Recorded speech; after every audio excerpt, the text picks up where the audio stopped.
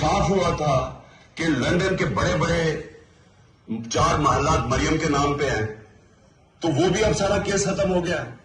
और वो जो हसन शरीफ है, जो 10 अरब रुपए की प्रॉपर्टी लंदन में 1 हाइड पार्क में है, उसके ऊपर भी अब कोई नहीं पूछेगा। और ये इनका असल में आने का मकसद था, अपने केस खत्म करने के लिए।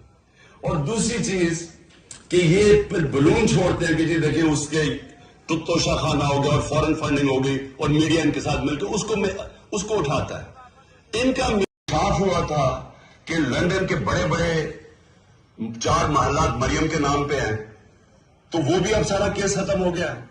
और वो जो हसन शरीफ है, जो 10 अरब रुपए की प्रॉपर्टी लंदन में 1 हाइड पार्क में है, उसके ऊपर भी अब कोई नहीं पूछेगा।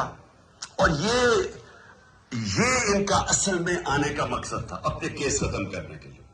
और दूसरी चीज कि ये फिर बलून छोड़ते हैं कि जी देखिए उसके तुत्तोशा खाना हो गया और फॉरेन फंडिंग हो गई और मीडिया इनके साथ मिलकर उसको उठाता है। इनका